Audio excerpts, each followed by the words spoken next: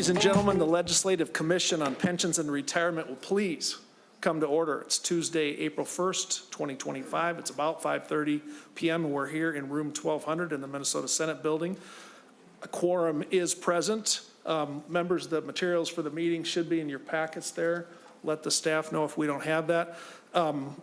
We're going to be taking testimony today, folks, so all the same requests that the Pension Commission made of people watching and people testifying still apply. Courtesy, keep it brief, all that stuff. I'm not going to read the reminder again. We do have Senator Carla Nelson of Rochester joining us via Zoom, so we got that. All right. And then let's start with approval of the March 25th, 2025 meeting minutes. Members, anything you want to call to us to discuss on the meeting minutes? Seeing none, Senator Howe moves approval of the March 25th, 2025 minutes. All in favor, say aye. Aye. All opposed. The minutes are adopted. All right, we're going to hand the gavel over to the Vice Chair, Representative Lilly, while Representative O'Driscoll and I come up for Senate File 1122, House File 139.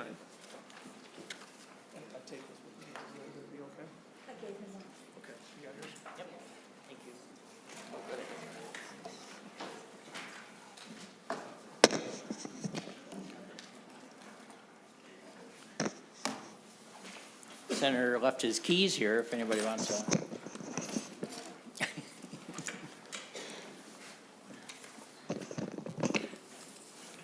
Welcome, Chair Frentz and Representative O'Driscoll. Do you want to move your bill, sir? I do. Thank you, Mr. Chair. Thanks, Representative O'Driscoll. A friend of mine said not that long ago, if you can't keep the public safe, they're going to forget about the rest of it. The file in front of you is to address changes that we think are necessary to support the men and women of public safety, cost of living adjustment, some timing. This is Senate File 1122, House File 139, which I believe we intend to lay over, Mr. Chair. And we will talk about some of the specifics and maybe do a staff review if we need to. With that, I'd be happy to turn the floor over to Representative O'Driscoll. Thank you, Senator. Representative O'Driscoll. Thank you, Mr. Chair and members. As Senator Frentz said, this is an important bill.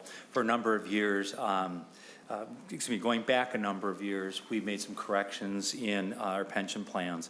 And one of the plans that has been working very hard, and their membership has been doing exactly what we've asked them to do in those corrections, is the police and fire fighters in the state of Minnesota. And we are pleased this evening to be here to talk about this bill.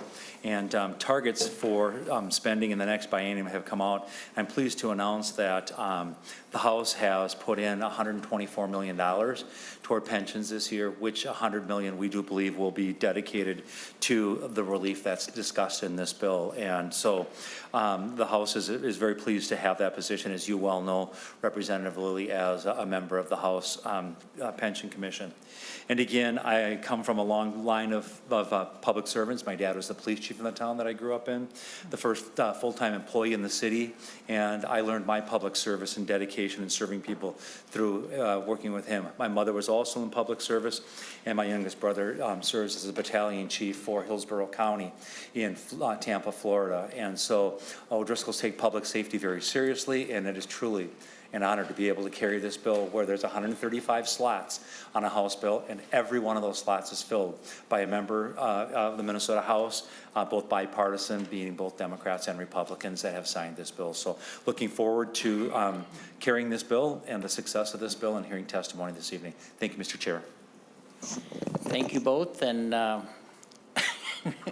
Senator Frentz. Thanks, Mr. Chair. We could have a staff brief walkthrough of the provisions of the file. I think the audience would probably appreciate it, even though it's somewhat well known to members of public safety. Thank you, Senator Frentz. Ms. Wilson, I'm hoping you can do that for us, and go ahead when you're ready, please. Absolutely. Thank you, Representative Lilly. Senate File 1122, House File 139 is 2 sections. Section 1 applies to the PERA Police and Fire Plan. The first change in Section 1 is to replace a 1% fixed COLA to a variable COLA. Specifically under the bill, the COLA for the police and fire plan is 1% unless the Social Security COLA is greater than 2%, in which case the COLA is 50% of the Social Security COLA, not to exceed 1.5%. The second change in Section 1 reduces the COLA waiting period. Again, under the bill, the waiting period for a retiree or benefit recipient to receive a full COLA is reduced from 36 months to 12 months, and the waiting period for a partial COLA is reduced from 25 months to 1 month. Going on to Section 2, which applies to the MSRS State Patrol Plan. Section 2 increases the COLA from 1% to 1.5%, beginning January 1, 2026. And I would just direct members to the bottom of page 3 and the top of page 4 of the staff memo for the cost of the bill. For all benefit increases, the bill totals over $600 million if it's paid in a single payment, or over $61 million per year. That's my summary. Thank you. Thank you, Ms. Wilson. Ms. Wilson, very thorough. And so at this time, I believe we have some testifiers. So if that's okay, we'd like to invite them up to front, and starting with Ms. Leonard, and then on deck is Mr. Anderson.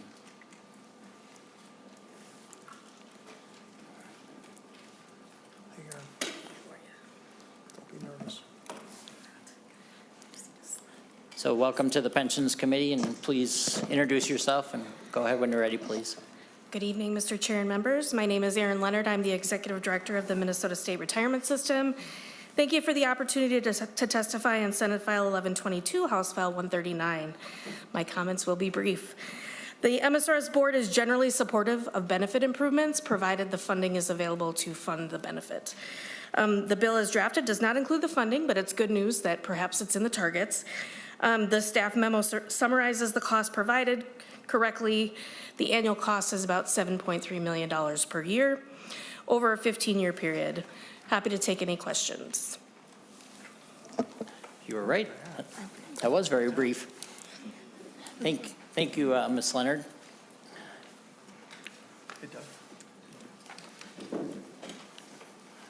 Welcome. Please go ahead. Introduce yourself, please. Good evening, Mr. Chair, Commission members. I'm Doug Anderson, Executive Director for PERA. PERA Board supports the bill contingent upon full funding of the benefit improvements. The board has identified improving post-retirement inflation protection as the top priority for the police and fire plan. However, the plan is not in position to absorb the costs. The funding necessary for the benefits described in the bill would cost $44 million a year, which is $30 million a year to match the current general plan formula and $14 million a year to remove the 2-year delay. Those amounts would need to increase 3% per year through 2048 to fully fund the increases. Alternative funding amounts for shorter periods can be provided if requested. Our board appreciates that our stakeholders know the fund can absorb these costs, and we appreciate the legislature's understanding and willingness to consider the requests made on behalf of the police and fire plan members. Thank you. Thanks, sir. Thank you, Mr. Anderson. I should, Mr. Ledoux, and then on deck will be Mr. Titus. So.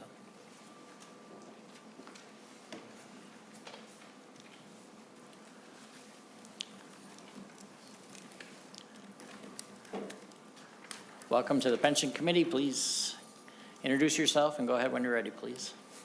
Good evening, Chair, members of the Pension Commission. My name is Mike Ledoux, President of the Minnesota State Patrol Troopers Association, and I am also the elected representative on the State Patrol Retirement Plan MSRS Board. I've had the honor of being a state trooper for 31 years. I'm here today to advocate for Senate File 1122 and House File 139. Which proposes increasing the post-retirement adjustment for State Patrol Plan members and PERA P&F members from 1% to 1.5% annually. This change is crucial to ensuring the financial security of retirees who have dedicated their careers to public safety. For this increase to occur, the state must provide the necessary funding, ensuring the State Patrol Plan and the P&F plan remain fiscally sound. Unlike other public pension plans, the State Patrol plan and the P&F plan is not coordinated with Social Security, relying solely on the pension for retirement, making the cost of living COLA vital to these folks' financial stability. This plan also provides for survivor and disability benefits, which further underscores the importance for retirees and their families. Since 2014, the State Patrol plan and the P&F plan have been fixed at 1%, while inflation has surged. Over the past decade, Social Security COLAs have increased by 30%, whereas the public safety COLAs have only increased by 10%, creating an obvious 20% gap. A 2021 study identified this fact that these folks are particularly vulnerable to inflation in year after year, losing that purchasing power. The principles of pension policy call for equal treatment amongst pension plans. While many Minnesota public pension plans have COLAs tied to inflation, the State Patrol plan remains arbitrarily capped at 1%. It is the only MSRS plan still capped at 1%. Social Security benefits State Patrol retirees are receiving lower COLA adjustments than other MSRS plan members, and this is deepening the financial disparity. Even with the proposed increase to 1.5, the COLA will still lag behind inflation, but it is a necessary step to slow the erosion of benefits. Without this adjustment, retirees will continue to struggle to keep up with rising costs. A total of 2,442 members of the respective plans are at or will reach full retirement age within the next 5 years, while the pipeline of qualified applicants is and remains insufficient. Competitive retirement benefits are essential to attracting and retaining the next generation of public safety professionals. Both SF 1112 and House File 139 have received strong bipartisan support, reflecting a shared commitment to addressing the financial stability of public safety retirees. For years, our public safety retirees have heard one word: wait. It has echoed through every conversation, every promise, every deferral. Since 2014, they have been told to be patient, and now wait has turned into never. For over a decade, retirees have endured this frozen 1% COLA adjustment, far below the rising cost of living and the financial burdens they face. This is not just about numbers. It is about dignity, respect, and fairness. Retirement security was a promise, not a suggestion. It's time to honor it. I respectfully urge the board to support the respective bills, and I appreciate the time today, sir. Thank you, Mr. Ledoux. Thank you for coming. And all of you stick around in case there's questions later. But Mr. Titus, and on deck is Mr. Vadnais.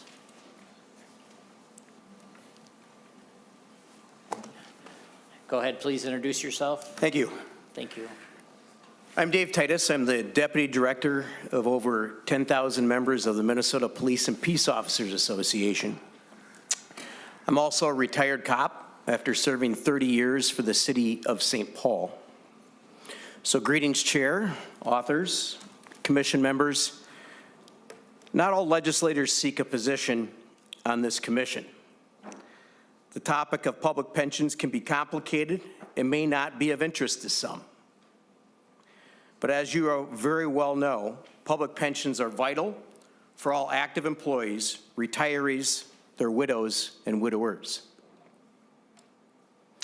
So on behalf of all active and retired police officers, conservation officers, troopers, deputies, BCA, and other state agents and fire, thank you for your service and dedication on this commission and our pension. So Brian Rice is listed on the speaking deck, and I'm sure all of you have been trapped and assaulted verbally by Brian Rice for many debates on pension issues.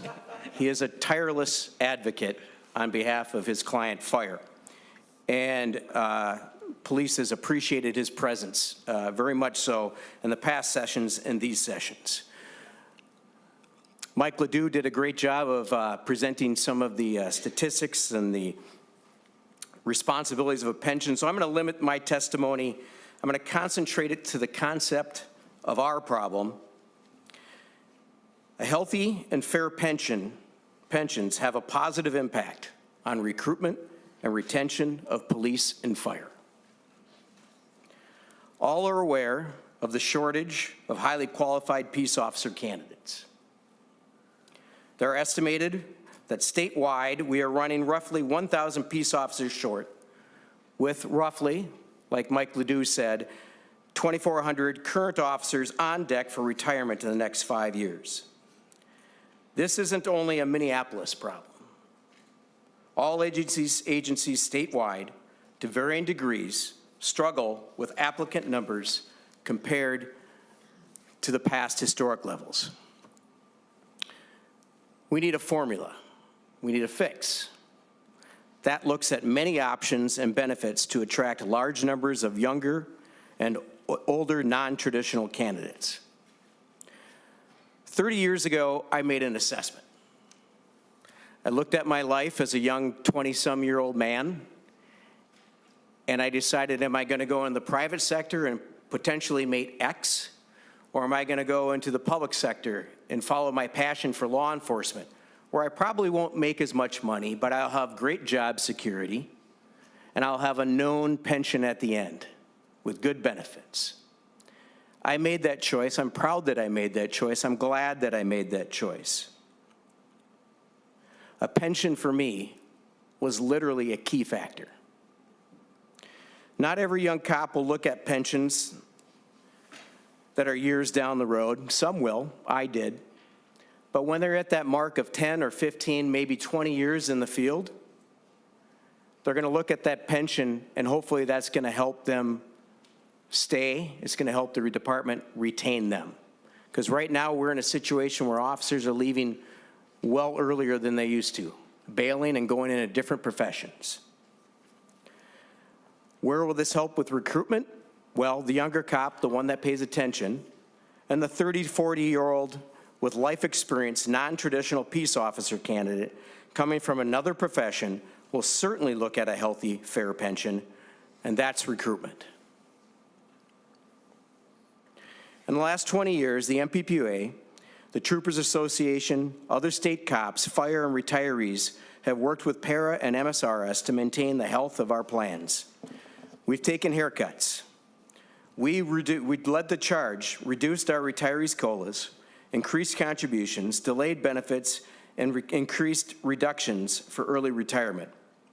P&F and the Trooper Plan remains at the lowest COLA earnings. The buying power of our retirees, many of whom do not receive Social Security, is plummeting. We are very aware of our state's current financial reality. We know there are difficult decisions to make. Budgets are about priorities. And respectfully, other plans are increasing COLAs as our retirees continue to lose purchasing power by remaining at 1%. Again, respectfully, please support our bills, fund our needs, and make our police and fire and trooper plans the priority this session. Thank you. Thank you, Mr. Titus. And after Mr. Vadnais, we have Mr. Jacobson. We have Representative Driscoll. Thank you, Mr. Chair. And Mr. Titus might be relieved tonight to know that the person that he identified as a person in question who maybe have verbally assaulted members of this commission in the past, Mr. Rice, has negotiated a surrender in just a few minutes before the commission as a speaker. So that may be helpful for some. Thank you. I raised my hand as well. He didn't give me tonight, but maybe at other times. So, Mr. Vadnais, please introduce yourself and go ahead when you're ready, sir. Good evening, Chair Lilly and members of the LCPR. My name is Scott Vadnais. I'm president of the Minnesota Professional Firefighters. I've been a firefighter for 35 years, and it is my honor to represent nearly 2,300 men and women who serve as firefighters, EMTs, and paramedics in more than 50 communities throughout the state. I want to thank our chief authors, Representative O'Driscoll and Senator Frentz, I'm here tonight to strongly support House File 139 and Senate File 1122. These bills are not only the Minnesota professional firefighters' top priority of this legislative session, they're our only priority this session. Our retirees and members need your support on Senate File 1122 and House File 139. PERA Police and Fire Plan participants do not receive Social Security benefit by virtue of their employment. So they are dependent on PERA Police and Fire pensions for their retirement income, disability benefits, and survivor retirement income. Pensioners in the Police and Fire Fund are currently only receiving a 1% cost of living adjustment. When you consider that, the average survivor benefit paid out to our spouses is just $34,689 per year. And their cost of living has increased by over 20% since 2020. It is a losing proposition. A widow living on a survivor benefit is living off $16.75 an hour. I know my wife could not meet our obligations off of $16.75 an hour. It is no secret that we have seen a significant spike in inflation. Any member who retired in 2020 experienced an inflation rate exceeding 20% over the last 4 years. Some of our newly retired members faced a period of no cost of living adjustments for up to 3 years. Many received their first COLA in 2024, and it was 1%. Therefore, before they received their first COLA, they experienced a 20% reduction in the purchasing power. Commission members also need to understand that our members typically retire between the ages of 55 and 58.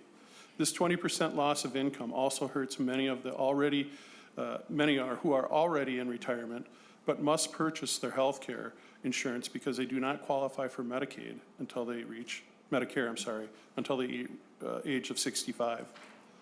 For members who are eligible for Medicare, the cost has increased to the point that Social Security saw double-digit increases in the same period to combat inflation and rising costs of health care. Again, we do not receive Social Security, which is an inflation protected by indexing. In 2021, the LCPR submitted a study to the entire legislature which assumed an inflation rate of 2.5%. It concluded that retirees would see a 30% reduction in the value of their pensions with a 1% COLA per year after 20 years. If done today, our calculations for that same study would conservatively show a 40% reduction after 20 years. This is shocking, and we must do something. All other PERA plans receive a 1.5% COLA and wait only 1 year for their first COLA. This has become a dire situation. We hope the 20% of inflation we've seen the last 4 years is over, but no one in this room, on the legislature, or even in the country can make that promise to us. We were at the table in 2010, 2013, and 2018 when there were shared sacrifices. The leadership of the MPFF and the MPPOA acted in the best interest of our members and the fund when we agreed to benefit cuts that increased early retirement offsets. We essentially agreed to raise the retirement age from 50 to 55. We also increased the time before you became fully vested from 10 to 20 years. Employee contributions also increased to our current level of 11.8%. We also capped our COLA at 1% and increased our wait period to receive that COLA. We understand the pension plan had to reduce the assumed rate of return from 8.5%. We certainly did not like it, but we were willing to make the sacrifice to preserve our pension and maintain its integrity. Last year, we also agreed to lower the assumed rate of return to 7%. And tonight, you will hear a report about a 30-year amortization period are not quite the same as a 30-year home mortgage, as we were told. Turns out that a 30-year pension amortization periods are more like a reverse mortgage that set you back years from reducing your debt. I believe we have shown that we are good stewards of our pension. I could be up here asking for all those items back, but we're not. The PERA board has again taken the historic step of supporting our bill with a unanimous vote. We acknowledge and do not take lightly the request for a fiscal note of $50 million a year. Still, without it, we will continue to add to the number of elderly individuals who are making real life and potentially life and death decisions on how they spend their dwindling pensions. Shortly, you will hear from a widow of one of my past partners at Edina Fire. Sadly, like Wally, Many in the fire service fall to the scourge of cancer after we retire. You can help the widows and slow the degradation of their pensions. As you have heard, the MPPOA recruitment and retentions are real issues. In the fire service, we are witnessing a decline in the number of qualified applicants. We need to find ways to incentivize applicants. I believe this pension has the opposite effect. Each year, we see fire departments transitioning from volunteer model to full-time for various reasons. This puts more pressure on the system. We need your help to remove just one of the disincentives to becoming a paramedic, a firefighter, or a police officer. We are aware that the duty disability is a looming issue for the fund. I can guarantee you that I will be at the table and will take do what it takes to have a substantial and healthy fund. More importantly, I will never have to come before you and ask for help again, because the COLAs because of the work we have done together has made the fund healthy enough to absorb the COLAs increases on its own. Thank you for hearing me tonight. Thanks, Scott. Thank you, Mr. Vadnais. On deck, we have Ms., I don't have my readers on, Fazzulo, and now Mr. Jacobson. Please introduce yourself and go ahead when you're ready, please. Thank you. Chairman, authors, senators, representatives, my name is Brad Jacobson. I speak in support of the bills before you tonight. I served as a St. Paul police officer in various patrol assignments and retired at that rank after an in-the-line-of-duty injury with about 19 years of service. I received a 60% PERA disability pension in 2001. I have some notes here. I was going to go into some information from the 2021 LCPR report, but I don't find it necessary to do that anymore after hearing from my colleagues with their testimony. It would be repetitive. Let me just say that I've lost purchase power over the last 20 years. That's obvious from their statistics and their statements. I'll just leave it at the older I get, the behinder I am. Annuities and inflation adjustments are based on a person's salary at their time of retirement. I'm 70 years old. 70, 80, and 90-year-old retiree salaries before the turn of the century were obviously much less than those of today. So a post-retirement adjustment they have been and they are more impactful to us. My projected 2025 PERA earnings are just under $37,000. That's significantly less than the average PNF fund annuity today. 1% of that figure on a monthly basis has not put much of a dent in cost of living increases. I'm not going to spend time spelling out rising prices over the past 24 years. You've all experienced the very same changes in that. I'm beyond thankful for many reasons to have a loving partner. Financially, without her, the standard of living provided by my PERA pension would certainly not be middle class. I can tell you that much. It's primarily thanks to her that we've been living comfortably. She retired a couple months ago, so the belt's going to cinch tight now. Firefighters and police officers deal with tragedy routinely. If there's a crisis, they step up without hesitating. Some of those events take little chunks out of our souls.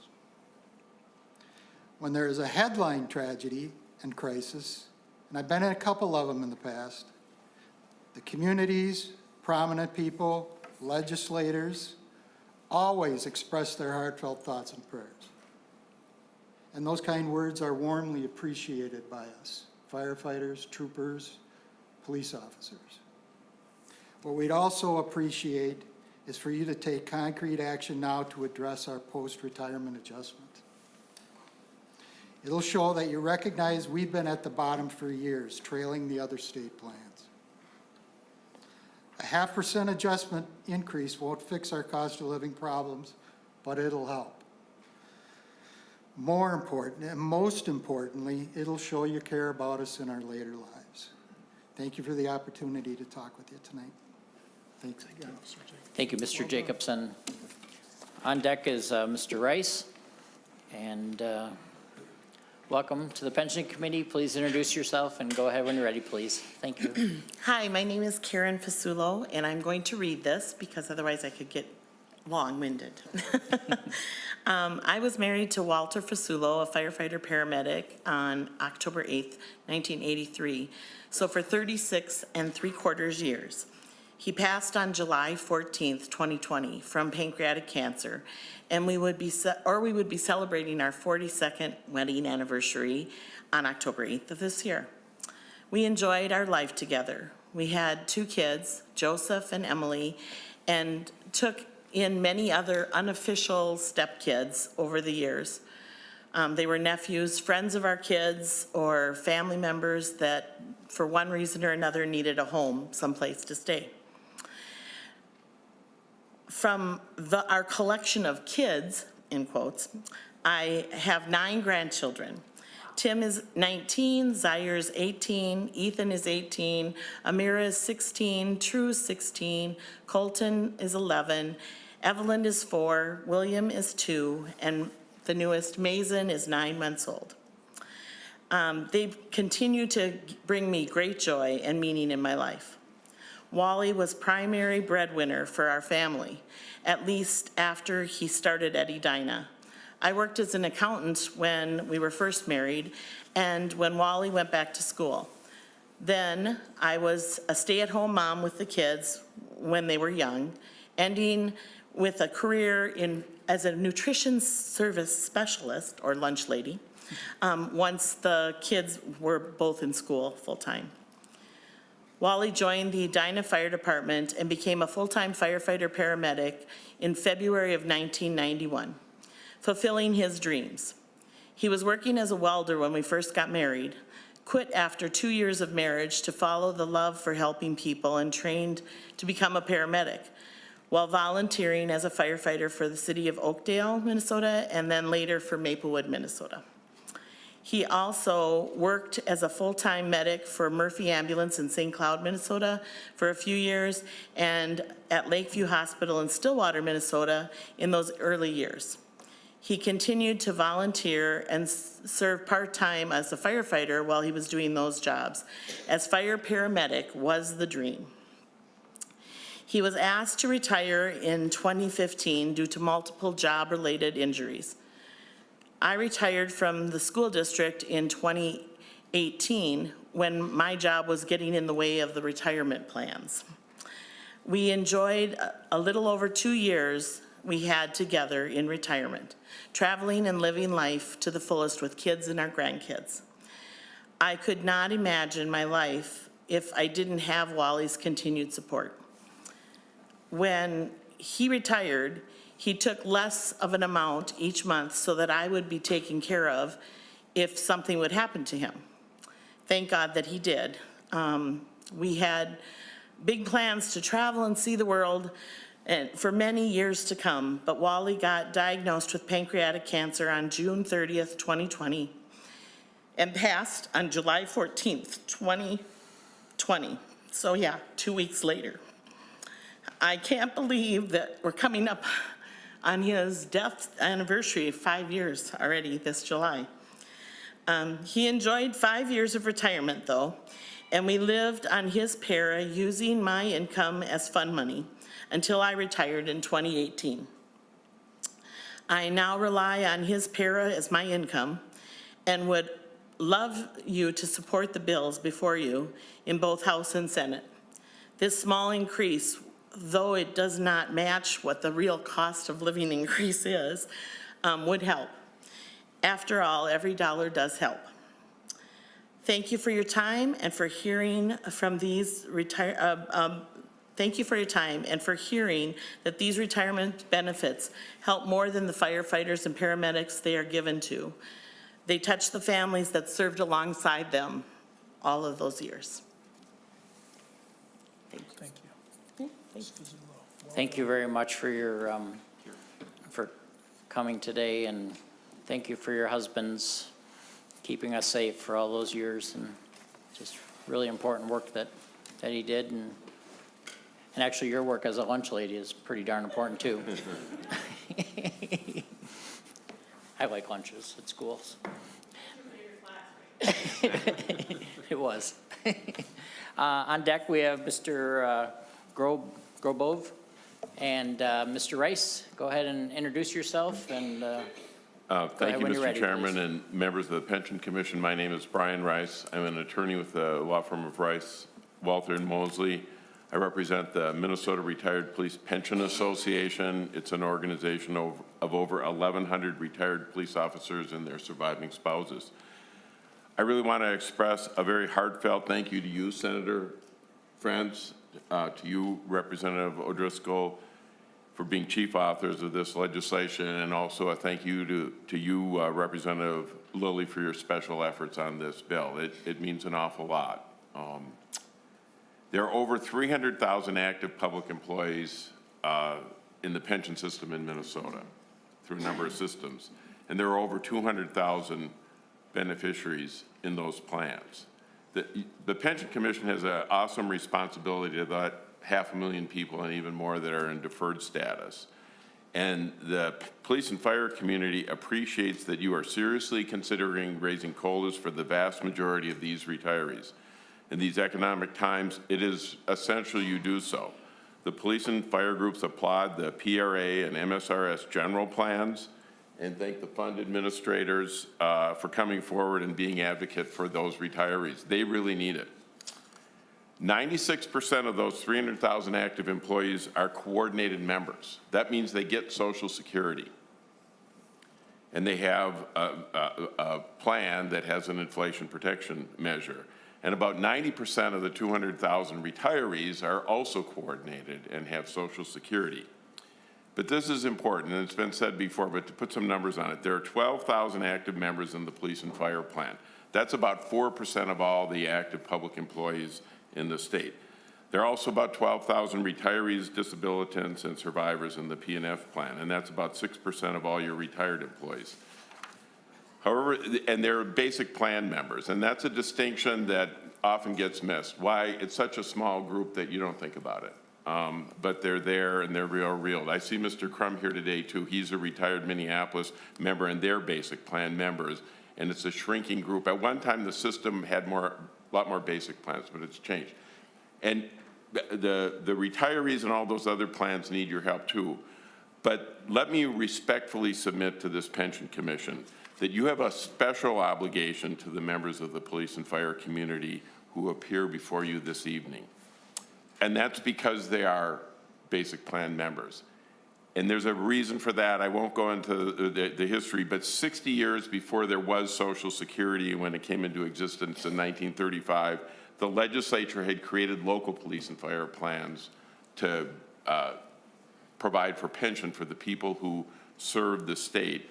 There were 47 at one point. Mr. Jacobson, who just testified, was in a plan in St. Paul that was created in the 1870s. And literally that plan has been absorbed into the PRA, police and fire, and it's paying debts from those plans. When I started practicing law 43 years ago, I worked with men whose grandfathers actually were original members of the Minneapolis Fire Department Relief Association that was created in 1873. And I heard those stories. That's over 150 years ago. But these plans really are the reason we have the pension system we have today. And the legislature in all that in the last 90 years could have incorporated the police and fire plans into Social Security, but you didn't. And that means, it's been said before, the pensions that are being talked about here, the terms of their disability plan, the benefits for their survivors are really dependent on what you, the legislature, gives them. No one else. It's up to you. It's just that simple. This inflation has really devastated these people, and you've heard it. I guess I can only repeat it this way. In the study that was done in 2001, it assumed inflation would be 2.5%. That would be 10% over a 4-year period. It was 20%. And some of the charts you're going to see now, they're going to show that even before this inflation hit, the value of these pensions was going to drop by 30%. There are people who are seeing it have lost 40% of their pensions. As a matter of fact, you've got colleagues in the legislature that happened to. I won't mention the names, but that happened to them. It's real. It's no joke. And this happened one time before when I first started in this business in the late 70s, when inflation came around and it wiped out people. It just did. And the legislature had a hard time dealing with it. They did the $3 bills and the single payment. And I get in history, there's a lot of criticism that say, wow, the retirees in the 80s and 90s did really great. Yeah, they did. You know, the reason for that is the legislature saw what happened in the 60s and 70s, and they overcompensated in the 80s and 90s as a way to make up for it because they didn't have the money. We've got a situation like that now with these police and fire members. You've already heard about the reductions that were made, and those were real sacrifices. I sat at the table, and yeah, I'm an advocate, and I apologize to everyone for getting too worked up on it. We went into the rooms, we negotiated these reductions. It was hard, and there was always the hope that, well, the sun will come out tomorrow and somehow we'll get some relief from it. We waited and waited and waited, and it's got to the point where waiting any longer just doesn't make it happen. I'll wrap it up quickly. The 2018 pension reform legislation carried by you, Representative O'Driscoll, Senator Rosen, and you, Senator Pappas, originally included a study on cost of living adjustments. That was important. The Pension Commission did a great staff. Susan Lincheski was there, and the staff prepared a great report in May of 2021. It's referenced in the staff report, and it showed that all pension plans were going to lose to inflation. But it particularly showed that these police and fire funds were going to do the worst. And the next year, in 2022, we came to the legislature. Senator Rosen carried a bill. She chaired the Pension Commission along with Mary Murphy, who did a great job. The Pension Commission recognized that. This commission passed out a bill almost identical to the one you have before you now to fix this problem. It was unanimously agreed to by the legislature. It got out. And then it went out into the committees, and I mean, you don't need my memory, the whole session collapsed. Nothing happened. There was no tax bill to deal with Social Security. Senator Nelson's on the page. She was the tax committee chair that year. There was a plan for that. But that got put by the wayside. That problem could have been fixed 4 years ago, 3 full years ago. It didn't happen. We came back in 23. We did get help for one-time COLAs, and it is much appreciated. And there was funds put into the plans to help and get PERA and MSRS and the other plans in shape. But we came back again in 23. We had to deal with the PTSD issue. We came back last year. We were told it was a non-budget year and there was no targets and it couldn't be done. This is the 4th year now that this group has come to the legislature asking for your help. And they really need it. And let me be clear, the cost of this proposal before you is $50 million a year, $100 million biennium, and it has to go in the base. And one-time funding will not solve this issue. I'll repeat it. One-time funding will not solve this issue. It just will not happen. We know that there's really difficult economic times you're facing, but so are these 12,000 retirees and the 12,000 active members and all the other generations of police and firefighters that'll come before. And they do serve your best interest. And these members in the pension funds have understood that it is shared sacrifice, and these pensions, they could have been obstinate like some other states and said, we're not going to take a cut, we're not going to change your salary, no way, sue us. That's not how it's operated in Minnesota. Everybody's always come to the table and tried to serve the best interest of the taxpayers, the members in the state, and we think that the proposal before you does that. Thank you very much for your time this evening. Thank you, Mr. Rice. So, Mr. Grobo.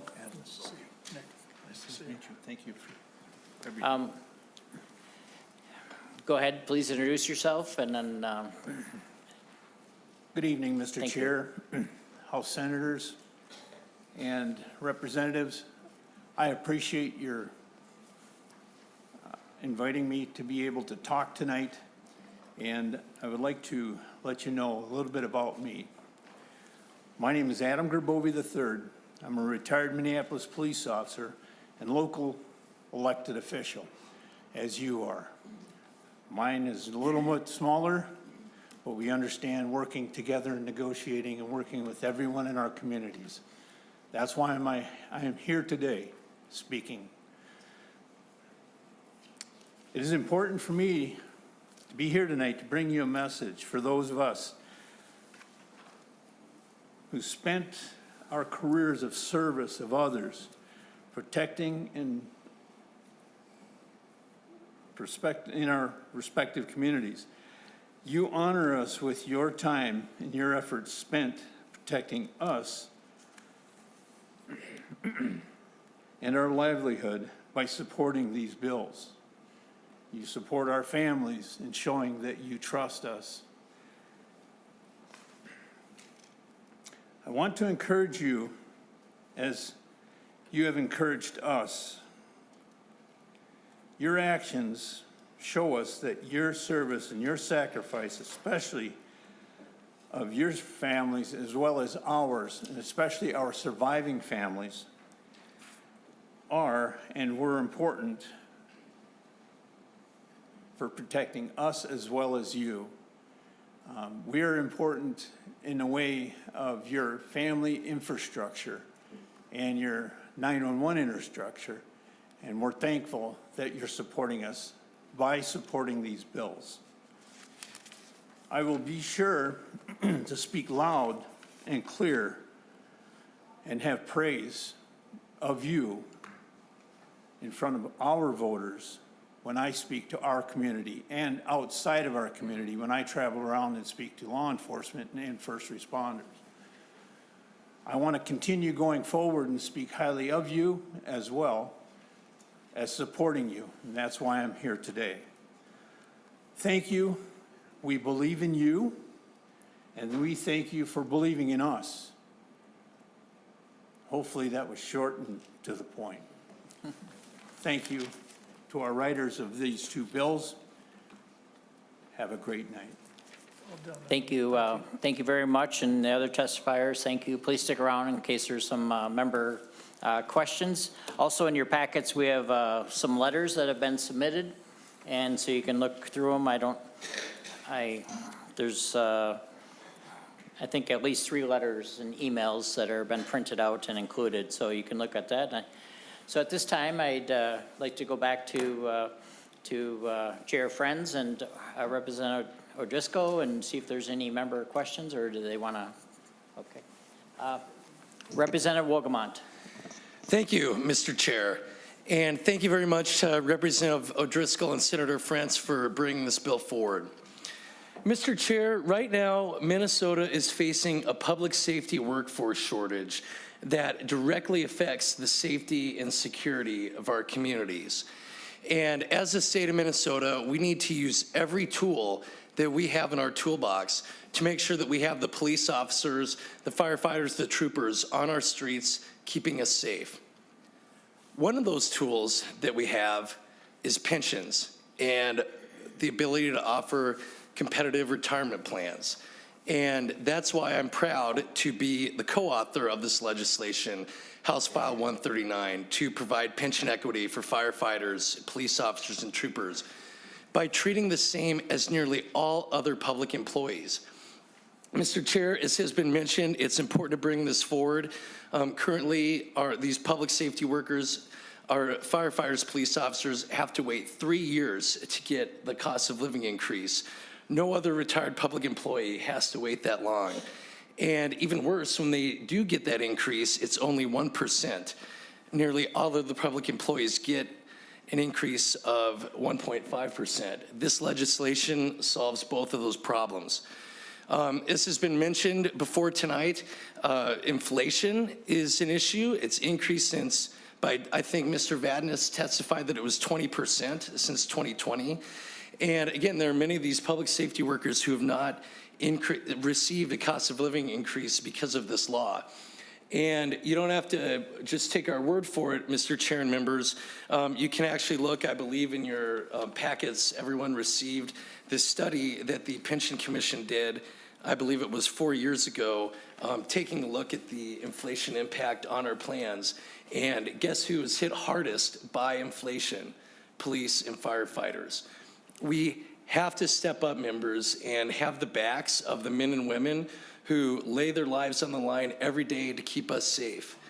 We have to use every tool in our toolbox to tackle the public safety workforce shortage. I urge all of us to put our money where our mouth is in supporting these heroes and passing Senate File 1122, House File 139. Thank you again to the authors of the bill. Thank you so much to the testifiers. Thank you to all of the men and women in public safety who are both here today and who are watching this at home. We thank you for your sacrifice. We want to have your backs by passing this legislation. Thank you, Mr. Chair. Thank you, Representative Wogemont. Any other member questions? Or Representative Shaw. Thank you to Senator Frentz and Representative Driscoll. Thank you to all the testifiers for being here today, for coming down here. For many years, you've sacrificed your life to ensure that we get home safely, while you don't know if you will be coming home. And so from my communities, our communities, and from the pensions committee up here, I want to thank you all for coming down here to testify. Thank you. Thank you, Representative. Any other member questions? Seeing none, I'm just going to offer a quick comment. Yeah, again, thank you for the people that came today and testified. And a lot of you probably don't know, but about 7, 8 years ago, I fell out of a tree and police and fire showed up and scraped me off the ground. And I don't know what you guys give me or give people when they're like in immense pain, but I don't remember a lot of it. But my family does. 22 broken bones and collapsed lung, but that's just one example personally. So, but I just want to throw out there, thank you for everybody that's come today, and especially the wife that came and spoke about her husband and the impacts to her family. So I'd like to go to the chair and Chair Frentz and Representative O'Driscoll, and if you have some comments, and I'm not sure what the motion you want to move today, if you want to include it in the bill, which I think would be great. Well, first of all, thank you, Mr. Chair. Thank you, members. I think what the people behind us are interested in is action. And I'm asking you to consider supporting this bill, including the fight that's coming on the budget targets, because I think it's the right thing to do. I could talk for half an hour about the challenges, but I'd just ask you to consider the last 5 years of inflation. And you're a retired firefighter, a cop, or paramedic, and that inflation is knocking the hell out of your ability to buy the same things. It is a pension principle of this commission to protect the buying power of all of our retirees. And what this bill attempts to do is to say, we'll stick up for these folks. If I were them, I'd say, that was a great hearing. Let me know when you actually pass the bill, and we can, at that time, say thank you to the men and women behind us in the right way. Thanks, Mr. Chair. The motion would be to lay the bill over. Okay. Representative Driscoll. Thank you, Mr. Chair. Just a little add-on and then just a kind of a closing statement. Earlier this year, President Biden, with the help of Congress, was able to sign a piece of legislation that exempted or removed the penalty for persons who would receive, as an example, a police and fire pension if they were also eligible for Social Security through other employment. Well, that is a great tool because it doesn't inflict that penalty anymore for persons who have paid into both programs. What it doesn't do is it doesn't create a Social Security benefit for the men and women who we were talking about this evening. Their pension is, as Representative Frentz and others have testified tonight, they are exempt from Social Security. They only receive their state pension. Yes, they might have had outside service in the private sector, maybe when they were younger or as a part-time job. That little amount of Social Security that they may be eligible for would now be exempt under the new federal law from penalty. Having been around law enforcement and firefighters for a long time, and Senator Howe, you have a long history in fire service as well. Senator Howe and I lost a person that we know from the St. Cloud Fire Department who had been retired for about 3 years. who also succumbed to cancer diagnosis and loss. Jerry Raymond was a good friend of mine. Went to elementary school, high school, and college with him. 2 years younger than I am. Leaves behind 2 children in their mid-20s. As oftentimes happens to people in this type of profession, because they see people at their worst when they're responding to calls. There's a lot of family pressure. Jerry and his wife split up. She was also in police. She had since left the police, but stayed in public safety at a university to head security there. The part that's really difficult for me is that with the pressures that are on these folks who are in fire and police, again, seeing us at our worst, are always at their best. And there's pressure. And they go home and they have to deal with that. And an additional pressure that they should not have to deal with anymore is not being able to have the provisions that we're talking about in this bill tonight to help them in the years that they retire from the work that they've done for us, as a way to say thank you for your service. It in no way makes up for the loss that they've experienced and the service that they've given to people, but is a small gratuity from the state of Minnesota and from this pension commission. So as the senator said, we're going to lay it over and we're going to fight to find the money to do the right thing. Thank you, Mr. Chair.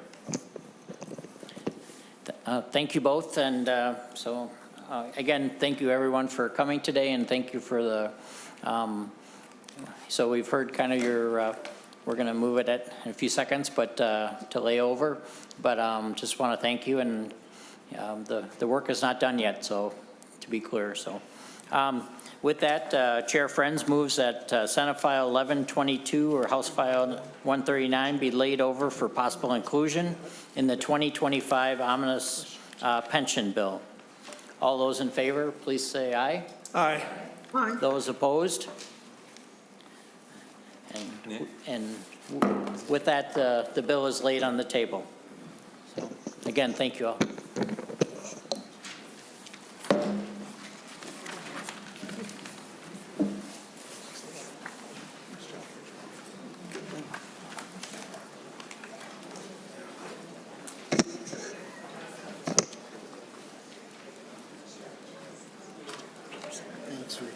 You bet.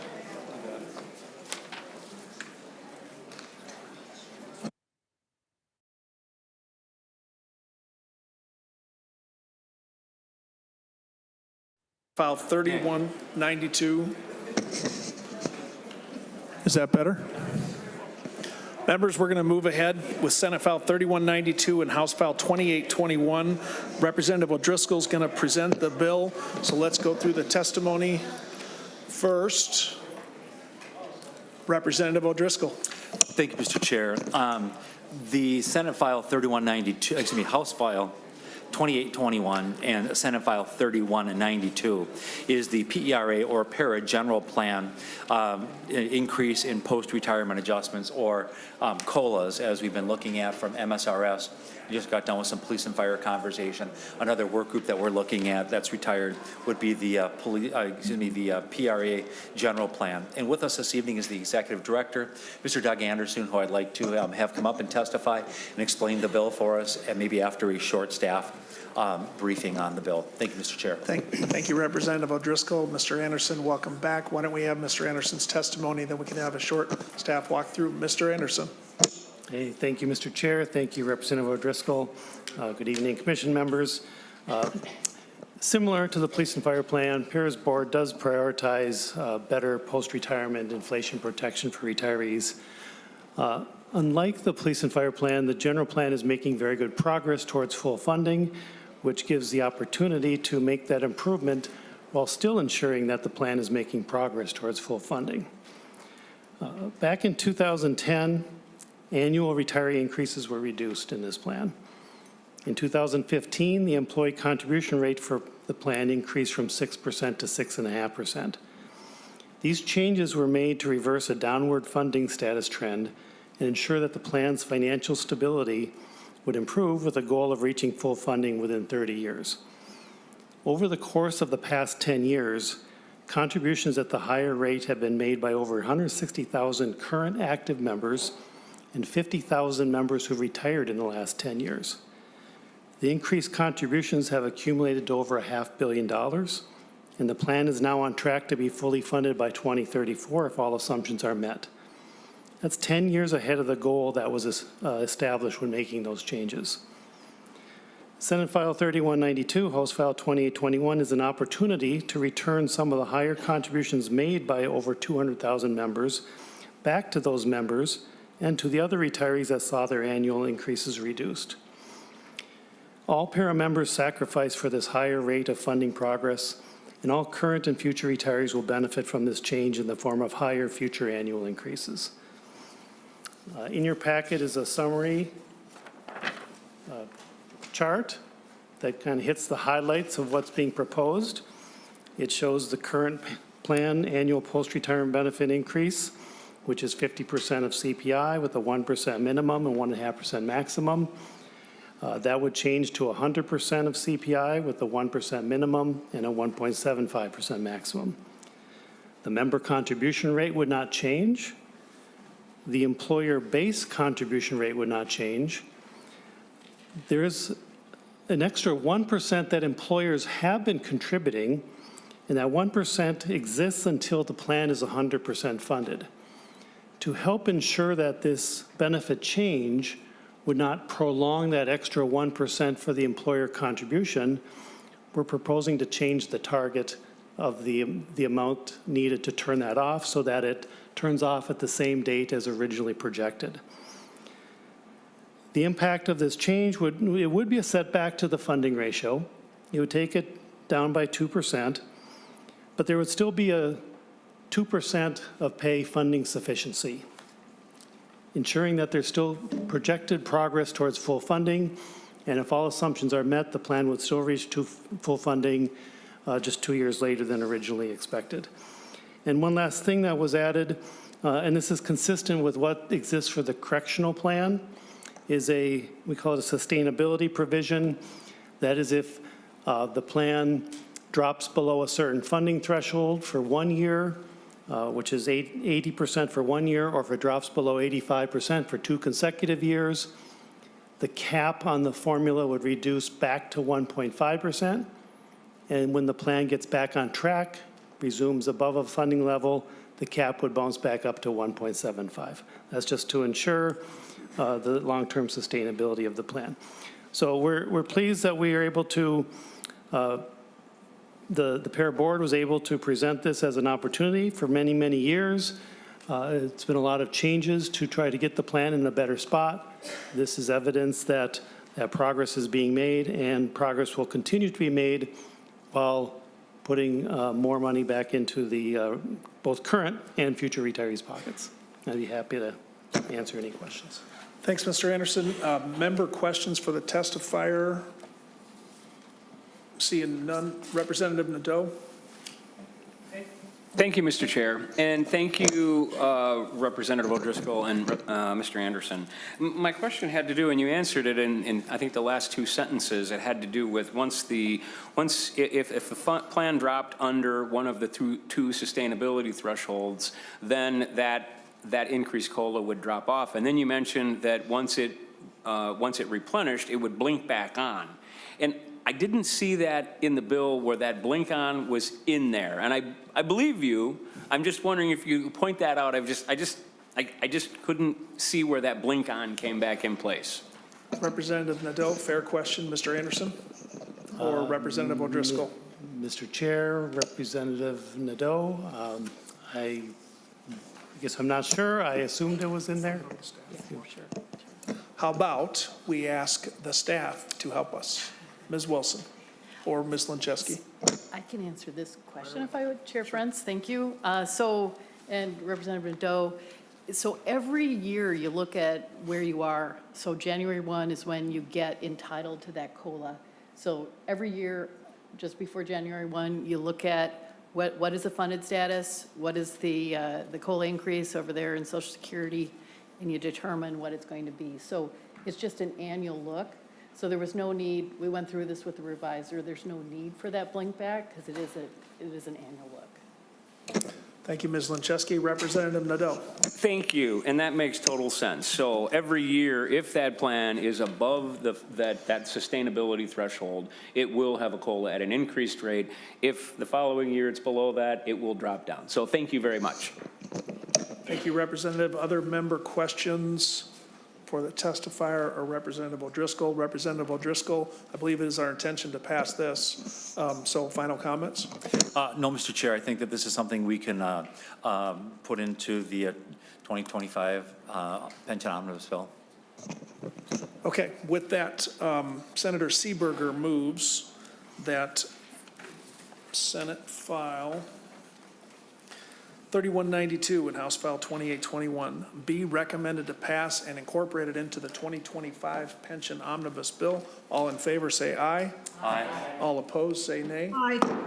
Motion prevails and the bill is adopted. Thank you for that, Representative O'Driscoll. We'll now go to Senator Pappas with the expansion and privatization bill. We have bill draft LCPR 25031. Senator Pappas. And Representative Herr is here. Members will have to play a small salute to former Chair Herr. Madam Chair, nice to see you again. Senator Pappas, please present your bill.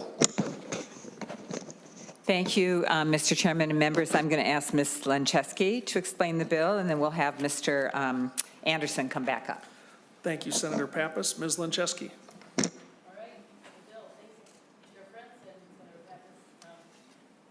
Sorry. The bill amends Chapter 353F, which governs privatization. That's a term that we use to describe the process whereby a governmental entity becomes a privately owned entity, usually through a sale or merger. The chapter was added in 1999. At that time, privatizations were occurring among hospitals that were owned by local governments. A list of entities that have privatized since 1999 is included in your materials if you want to see that list. That's in, it was a separate handout. When a governmental entity loses its status as such, its employees also lose their status as public employees. PERA only provides retirement coverage to public employees. After privatization, the employees continue to have a PERA pension based on service and pay to the date of privatization, which they will eventually be able to take when they reach retirement age. The chapter originally provided some enhanced benefits to these former public employees, but most of those have been amended out of the statute over the years. One important concern for PERA is the liability left behind when a governmental entity privatizes. The PERA General Plan is slightly underfunded, so when an employer leaves behind liabilities, that is the obligation to pay these pensions down the road, PERA needs to be able to recoup that shortfall. This we're calling withdrawal liability. As Mr. Anderson will explain, the calculation of withdrawal liability is being revised and updated in the bill to ensure that PERA does collect for this shortfall. I won't go through the bill unless there's a need to do that, but most of it is just updating definitions and terms and then this withdrawal liability change. Thanks, Ms. Lancheski. Why don't we go to the testimony of Mr. Anderson, unless Senator Pappas or Representative Herr want to add anything before that point. We'll have member questions afterwards. All right, Mr. Anderson. Thank you, Mr. Chair. Well, I think Ms. Lancheski covered most of what is important for you to know. We have worked quite a few on this for quite a few years. I know my retirement will not happen until this is completed in some time. And the goal really is to make sure that when an employer leaves, their share of the unfunded liability is covered by them and not passed to all the other employers in the plan. And the approach has been modeled based on what is done in the private sector. There's multi-employer plans, not unlike the PERA plan that exists all throughout the country. It's really universal that they have withdrawal liability provisions. We're just really kind of copying that process. Over the last few years, when we've talked with different entities that have considered this, we've walked them through what it means to them. In your packet, I have an example of that, which I would like to just show what it is that we're providing to them. So this is an example for anyone that's considering privatization. The first column called pre-privatization, that's the current status for them as an employer, as a member of the PERA General Plan. Their employees contribute 6.5% of pay. The employers contribute 7.5% of pay. In this particular example, it's about $1.1 million a year. They have on their books a $6.8 million, it's called a net pension liability. That's what they carry on their books as their share of the unfunded liability of the plan. And that's based on the actuarial accrued liability, which you hear about a lot, compared to the market value of assets. So it's their share of the unfunded liability. Under existing statutes, if an entity privatizes, they no longer make, their members no longer contribute to PERA, they no longer contribute to PERA. The contributions that they have available for benefits under wherever they go is 7.5% of pay, as well as their employees have that money available to them. And they have no obligation to PERA. Now, the withdrawal liability calculation is done differently than the actuarial accrued liability. And really simply put, it's a liability that is only based on members' salaries and service to date. So it's a different kind of calculation. It's a smaller number than the actuarial accrued liability. So it's really smaller than what they carry on their books as their share of the liability. But right now, they don't pay that. They leave and they have no obligation to do any funding. So the proposal is that the withdrawal liability would be calculated. It would be assessed to the exiting employer. They can pay that over a 10-year period.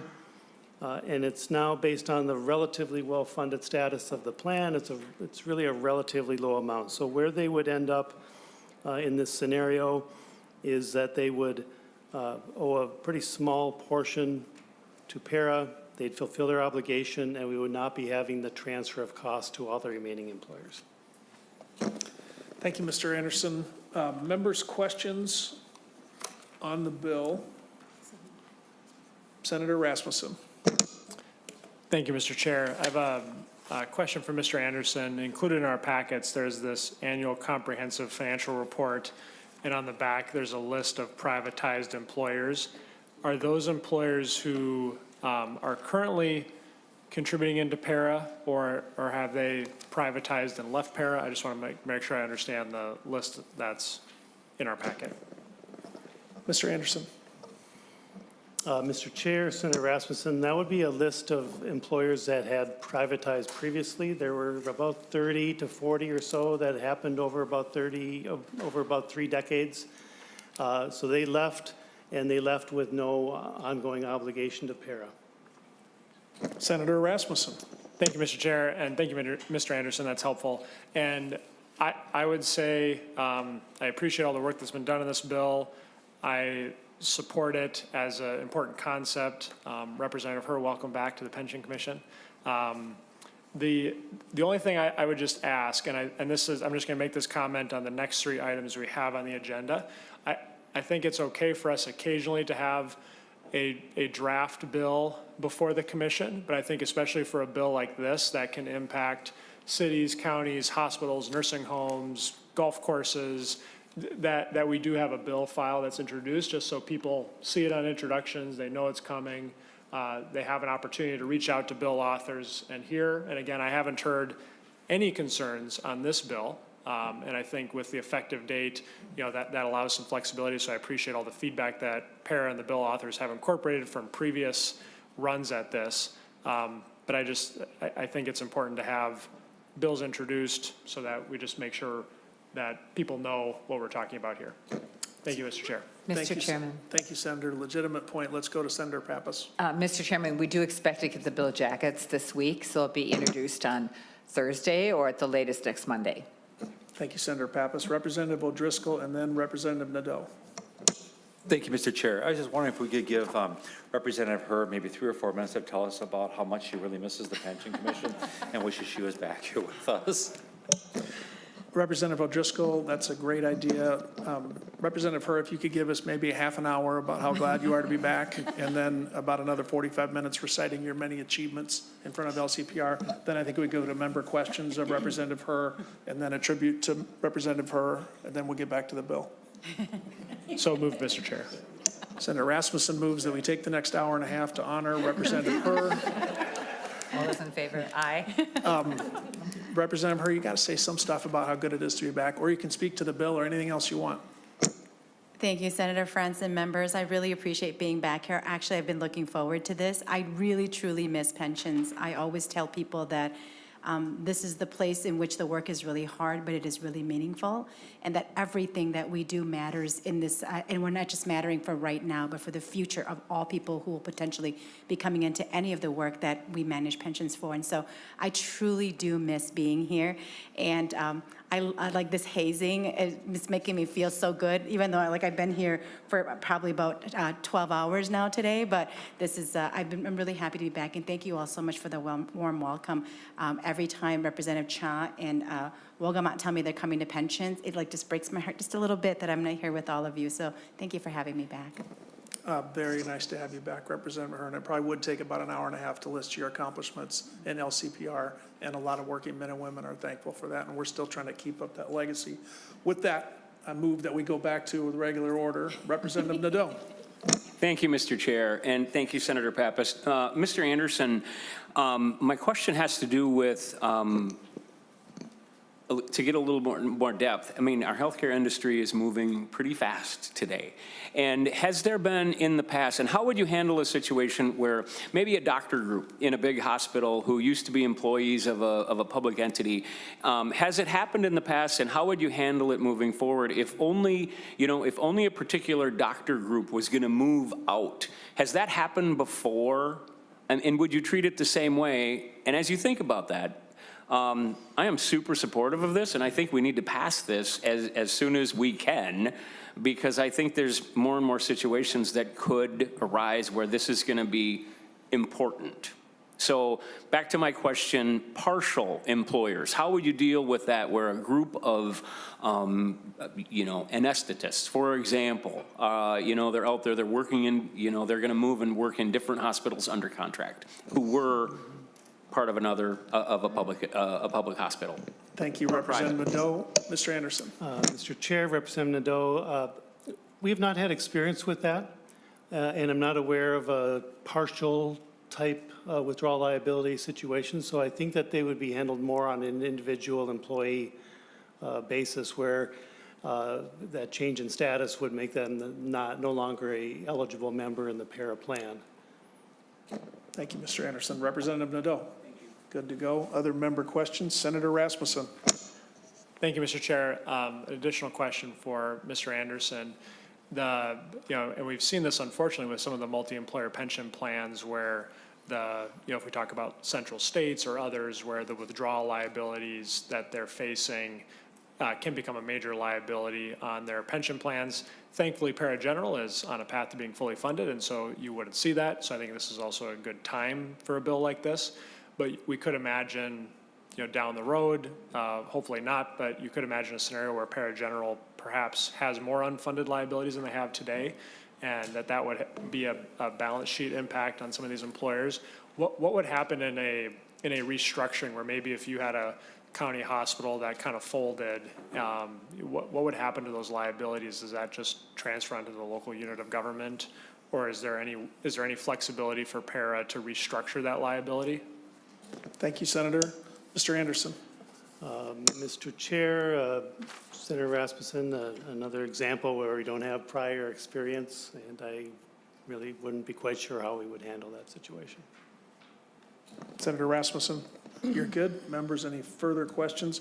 Senator Pappas or Representative Hurd, it was our intention to put the bill onto the omnibus bill, but perhaps comments first. Senator Pappas. Thank you, Mr. Chairman.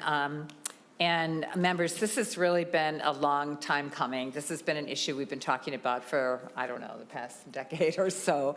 So I'm just really happy that Mr. Anderson and PERA has really come up with a proposal, and I would just urge the members to support it, and I would appreciate your support. And I guess I have to make the motion.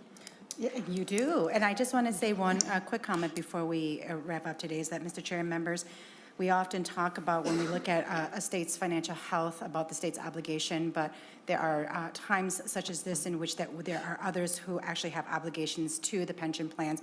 And I think it is time for us to actually take action to ensure, if you look at what Mr. Anderson presented about the example that of 6.8 million unfunded liability for this one example, and if we've had over 30 years, about 40 entities privatized, that's $272 million that we have missed out on making sure that our plans are fully funded. And so it is due time for us to take action on this and pass this out of the Pension Commission. Thank you. Well said, Representative Herr, and thank you, Senator Pappas. Thank you, Mr. Anderson. Members, Representative Hill moves that bill draft LCPR 25031 be recommended to pass and be incorporated into the 2025 Omnibus Pension Bill. Representative Hill makes that motion. I can just see it. So moved. Thank you, Representative. All in favor, say aye. Aye. All opposed, say nay. The motion prevails and the bill is adopted. Thank you again, Mr. Anderson. Thanks, Senator. Thank you, Representative Herr. All right, we're going to go to the report on the Amortization Work Group now, which it clearly says we budgeted 25 minutes, but really it's going to be more like 15 to 20. So Ms. Lincheski is going to give an introduction to the work group, and the materials are in your folder, members. This is important, and then we'll have the 4 executive directors of the pension plans to the testimony table. First, let's go to Ms. Lincheski. Okay, very quickly, I just want to talk about really what is in your folder. So the first thing is the report of the work group. It's a 13-page document. It has a couple of appendices. I invite you to look at that, especially the color charts at the end. Those are very helpful to give you a sense of what layered amortization is, which you'll hear a lot about. The whole point of this is to move us from a fixed amortization end date to layered amortization. And the Mr. Anderson in particular will be able to give us lots of information on that. The second item is the recommendation of the work group, which is a piece of legislation. There's a bill a draft bill again, that lays out layered amortization. It removes most of the section that deals with amortization and adds in this layering concept. The third item is an amendment that TRA has requested. I'll leave that to TRA to talk about that amendment. And the fourth item is something that we need to take care of as part of this, which is an amendment to the standards for actuarial work. So there is a First Amendment, and we're hoping that the Commission will also adopt that First Amendment. Thank you, Ms. Lincheski.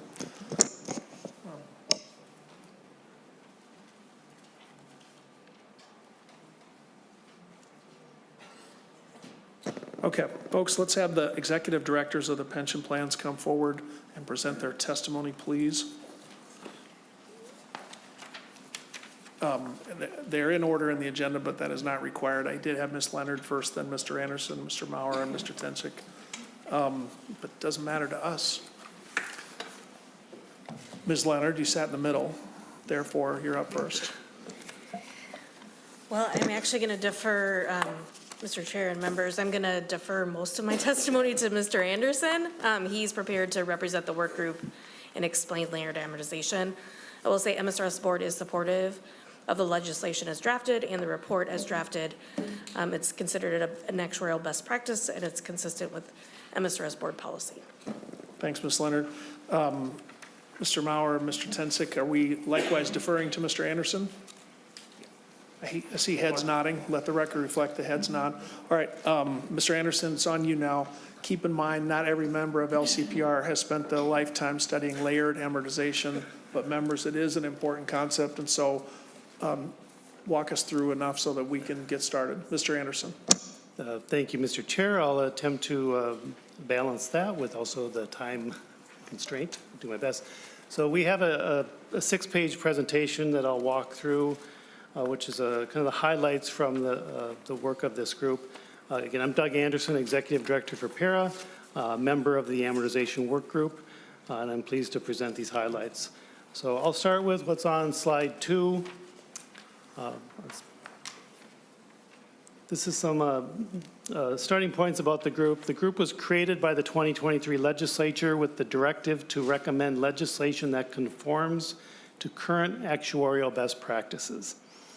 As noted on page 6 of the report, the work group believes the current statutory methodology is not consistent with actuarial best practices because it does not reduce the unfunded liability in a reasonable time, is subject to tail volatility, and is less transparent. What that means really is two main things. One problem is the use of what's called rolling amortization. That's the practice of perpetually pushing the full funding target date out further.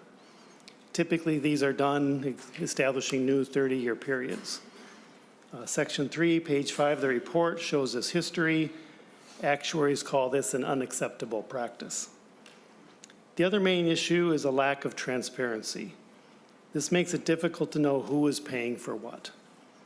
For example, after last week's hearing, when I noted how costs would shift from one generation to the next, I received an email from an individual asking me, well, how much have they paid for the previous generation having rule of 90? It's a reasonable question. It's a good question. But it's not easy to answer when all the prior changes from all of the history of each of these plans are bundled together. This is the type of question that is more easily answered if there's a more transparent methodology. If we move to slide 3. The reason for actuarial methods, in the first place, is to pre-fund member benefits. That is to say that a member provides service to their community during their working lifetime. The taxpayers compensate the member for their service by contributing to the plan. Together with the member contributions, these amounts accumulate during the working lifetime to fully fund the benefit at retirement. It's a pre-funded form of deferred compensation, and that's the basics of pension pre-funding. When member benefits are not fully funded, it's called an unfunded actuarial accrued liability. I'll just call it an unfunded liability in this presentation. This may occur for various reasons, which will be shown later in this presentation. When an unfunded liability exists, there's a need for an amortization method, which defines the amounts and timing of payments needed to pay for that unfunded liability. Importantly, an amortization method does not change the amount or timing of when benefits are paid, and an amortization method does not make a benefit change more or less costly. Whether an amortization method shows the cost as a higher amount for a shorter time or a lower amount for a longer time, the present value of that cost is the same. Regardless of the cause of the unfunded liability, an amortization method choice is always a question about how the cost of unfunded past service benefits are attributed to current and future members and taxpayers. Achievement of intergenerational equity depends on good amortization methodology. And if we go to slide 4, the Conference of Consulting Actuaries, the CCA, provided a white paper titled Actuarial Funding Policies and Practices for Public Pension Plans. I am a member of this organization. I've seen this work over the past 20 years. They're very diligent about how they approach it. This is a work that's very well thought through, and it's a great resource for the Amortization Work Group. Key components of best practices, according to the CCA, are demographic matching, which is how an actuary refers to intergenerational equity, and transparency. Again, the underlying goal is to better match the cost for benefits that members earn to the period that they provided the services to the taxpayers. When it's not possible to directly match these costs, for example, if there's a COLA applied only to retirees, then you can't match that to their working lifetime because that has already been completed. Then the payment of the mismatch should be done within a reasonable period. This compromises what is referred to as volatility management. So you can't always match it up to the exact period you want. You have to kind of consider how you manage volatility of contribution requirements going forward. On slide 5, this shows the recommendation of the Conference of Consulting Actuaries white paper for each potential source of an unfunded liability change, along with the recommendation of the work group. So on the left-hand side are all the different potential changes to the unfunded liability. First, there's the initial unfunded liability, which the CCA white paper did not have a recommendation. The work group suggested that the current target date of 2048 remained for the initial unfunded liability. But for any subsequent changes to the unfunded liability, there's a different recommendation depending on what type of change there is.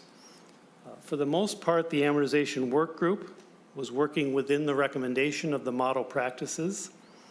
But some exceptions are with, as it relates to active benefit changes and inactive benefit changes.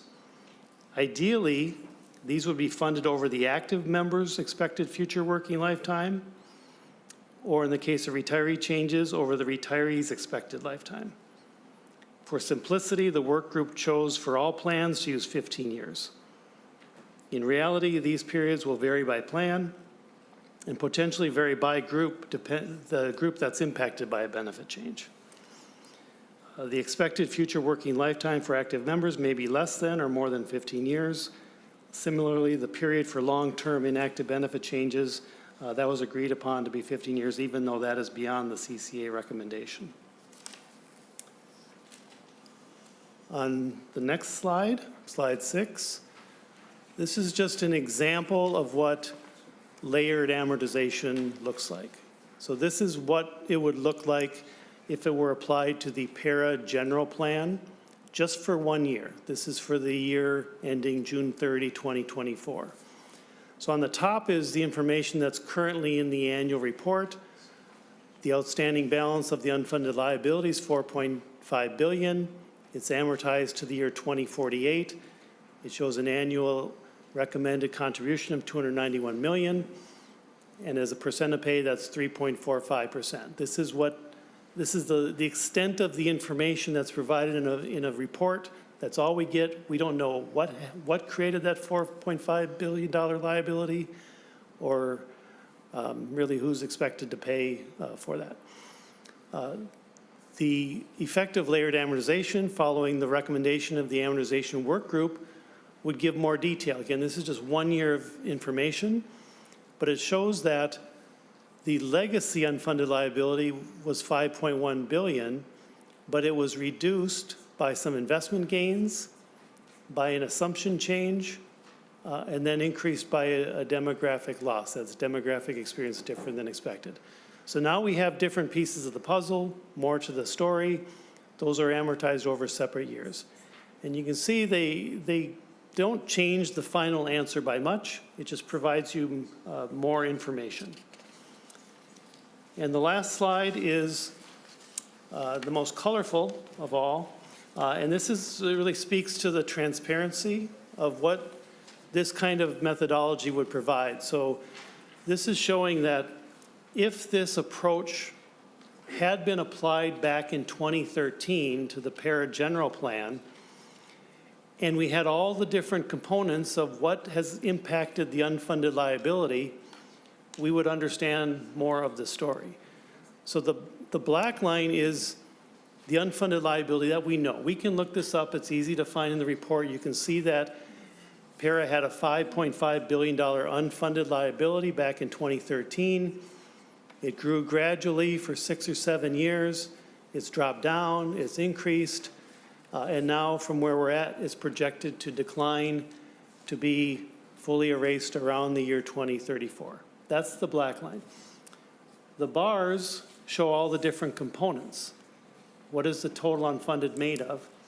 So if you go back to 2014, it shows that in 2014, some good things happened and some bad things happened that affect the unfunded liability. So at that time, there was an assumption change that increased it. It says excess contributions. Actually, the contributions were less than what was recommended at that time. That meant the unfunded grew by more than expected. These increases in unfunded liability were offset by an investment gain as well as a demographic assumption gain. So I won't go through this whole history of what happened. The point here that I think is more important is that a change in methodology that gives you this information allows you to build this story. It allows you to answer questions. It allows you to, when a member asks, how much am I paying for what's happened in the past, this kind of approach allows us to more readily see that information and help answer those questions. So that's a lot of information to go through from what the work group accomplished. And I think that's me presenting in my role as a member of the work group, changing hats to executive director role for PERA. This is the recommendations of the work group were approved by our board. Thank you, Mr. Anderson. Do other executive directors want to add anything to that before we go to member discussions? Mr. Tenzik, Mr. Mauer. Good evening, Mr. Chair and members. My name is Tim Mauer. I'm the Executive Director of the Teachers Retirement Association. The TRA Board of Trustees supports transitioning to layered amortization. In January, the board voted to approve the Amortization Work Group's proposal with the slight adjustment that any changes to TRA active member benefits be amortized over 20 years rather than 15. The A1 amendment achieves that. In the letter included in your packets, TRA's retained actuary describes why they consider 20 years to be reasonable. They note that the expected future working period of the TRA active member is longer than that of the active members in some of the other systems, and with longer careers, there's more time to pay for the cost of the benefit improvement. According to our actuary, the average working period for a TRA member is actually 16 years, which is obviously longer than the 15-year period, but it's also a longer active work period than some of the other systems plan participants. So TRA is looking to be treated the same as the other systems in a relationship with their active participants' work period and the active benefit improvement layer, which is why we hope for your support for the work group proposal and the 8-1 amendment. All right, thank you, Mr. Mauer. We're going to go to member questions, but first, Mr. Tenzik. Thank you, Mr. Chair, members of the commission. I'd like Philip Tenzik, Executive Director and CIO, St. Paul Teachers Retirement Fund. I'd like to start out by thanking Mr. Anderson for his leadership in the working group. I don't think we would have gotten as far as we did without his leadership. And then for the fellow directors, staff, and LCPR staff for coordinating this working group. Similarly, the SPTRFA board supports layered amortization as a concept primarily because it prevents adding an unfunded liability with a benefit enhancement. Secondly, we believe that a uniform period of amortization is best. That provides comparability and parity across all of the plans when we're evaluating proposals in the future. Additionally, I think it's worth noting that this change is not consequence-free. It will increase the estimated cost as a percent of pay in any future benefit improvements that we do because it has a shorter amortization period than our current plan does. Thank you. All right, thank you, Mr. Tenzik. So first of all, members, just a little explanation. We've got a work group recommendation which includes best practices. That's good. We have a 1A amendment for which you can tell there's some discussion. So let's go to member questions. The motion would be to incorporate these recommendations into the omnibus pension bill, but it's quite clear we got some questions to ask first before we get there. So thank you to the executive directors. Thanks to all the members of the work group. Now we'll go to Senator Rasmussen. Thank you, Mr. Chair. And I just want to say thank you to all the plan directors for engaging in this important work. And I think these types of details, these standards matter, and it's really important for us to get this right. Mr. Chair, I had a question for Mr. Anderson. Mr. Anderson, for the report, does the report recommend uniform amortization and basically treating the plans the same? And is that reflected in the bill language? Thank you, Senator Rasmussen. Mr. Anderson. Mr. Chair, Senator Rasmussen, the recommendation from the CCA white paper has different periods recommended depending on the different reason for the change in unfunded liability. It was separate from that, the Amortization Work Group agreed on the different amortization periods that are on page 5 of the report. Thank you, Mr. Anderson. Senator Rasmussen. Thank you, Mr. Chair, and thank you, Mr. Anderson. So if we were to look at page 5 of the bill, benefit change for active members, 15 years, the work group's recommendation is that 15 years apply to all of our plans. Is that correct, or am I missing something, Mr. Anderson? Mr. Anderson. Mr. Chair, Senator Rasmussen, yes, that was the work group recommendation. Mr. Chair. Senator Rasmussen. Thank you, Mr. Chair. And I have a question for St. Paul teachers and Mr. Tensick. Mr. Tensick, does St. Paul teachers also support having uniform amortization, and in specific for the benefit change for active members, for that being the same across, same for St. Paul teachers as it is for TRA, as it is for PERA? Chair Frentz, Senator Rasmussen, we do support that. However, we do not have a firm position of whether 15 or 20 years is correct. Both are within the actuarial accepted standards, and we think either would work. But we do believe comparability is more important than the period. Thank you, Mr. Tensick. Senator Rasmussen. Thank you, Mr. Chair, and thank you for the conversation on this. And I just want to, especially for maybe new members of the Pension Commission, refresh kind of one of the genesis, I think, of this work group, which was back in 2023, TRA had a amortization change that showed up in a tax conference committee report that moved their amortization date back 5 years relative to all of the other pension plans. And so that sparked some conversation, and in last year's pension bill, we reversed that change to have this sense of uniformity. And coming out of that conversation, we asked that the plan directors take a closer look at what is the right approach to amortization. And I support what the working group has come up with, but I do think it is really important that we have uniformity across the plans. That was kind of the original challenge and concern back in 23, back in 24. I think there was bipartisan concern around having different standards. And Mr. Chair, in particular, I'm concerned with the A1 amendment because it would basically do the same thing, the same problem that we tried to address back in 2023, where we had a different set of rules for TRA. And even, if the A1 were adopted, which I hope it isn't, we would have a different policy for TRA versus St. Paul teachers.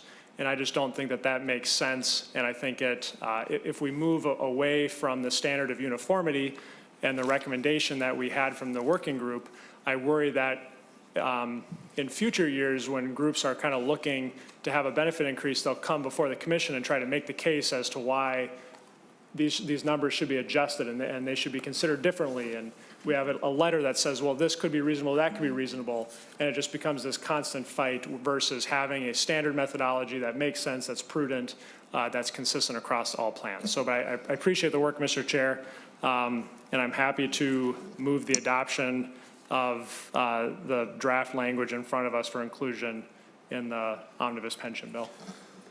Okay, Senator, so you're willing to move the report and its recommendations. You're not willing to move the A1, so let's do this. Let's finish up our discussion on the A1. We've had testimony from the directors. We're going to go to Representative Neto. So members, we're on the question of, is someone going to move the A1, and if it's moved, how people want to vote. So Representative Neto. Thank you, Mr. Chair. And I agree with Senator Rasmussen. On this. You guys went through all this work, and I'm wondering why TRA wants to amend themselves out of this methodology. There's got to be a significant reason, and as I'm looking at this from my own personal standpoint, trying to say, okay, if I want to bring a pension benefit, for example, now I'm going to have to pay, it's going to cost more because we're going to pay for it over a shorter period of time. So that whole thing might be very challenging long term. But I want to understand why you want to hold yourself out differently. There must be a significant reason, I hope. Thanks, Representative Nadeau. Let's go back to Director Maurer. Thank you, Chair. Representative Nadeau. I think the primary reason is going to go over the idea that any sort of benefit improvement for an active member should be funded over the active member's working lifetime. If you look at some of the other plans, they have working lifetimes of 10 or, let's say 11 or 12 years. So they're funding over 15. TRA actually has a 16-year working lifetime, which is actually 1 year beyond the 15. So the proposal, and when I discussed this with our actuaries and why they said that 20 years was reasonable, is again taking back this idea that people who are receiving an active benefit increase should pay for it over their working lifetime, and we have a longer working lifetime within our plan than some of the other plans do. So that was one of the primary reasons that we discussed having the period be longer, be 20 rather than 15, just because our demographics are different and we have a longer average working lifetime than the other plans. Thank you, Director Maurer. Back to Representative Nadeau. And just one follow-up then. So for the St. Paul teachers, I'm assuming that your working lifetimes are the same. And so then maybe you could speak to this from your standpoint. You're agreeing with the work group proposal. Can you just expand on that from your population? Thank you, Representative Nadeau. We're going to go back to Mr. Tensick. Chair Frentz, Representative Nadeau, similar to TRA, our teachers do have a longer working lifespan than the PERA and MAVSRS employees, and it's going to be in between that 15 and 20 years as well. That's why we're neutral on kind of the period that we select, but more in favor of having uniformity across all plans. Thank you, Mr. Chair. Representative Nadeau. Further member questions? Senator Rasmussen.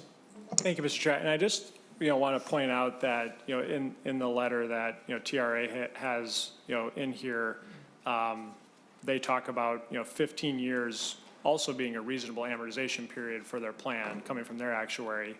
And the other thing I just want to say too, and is 16 years is closer to 15, right?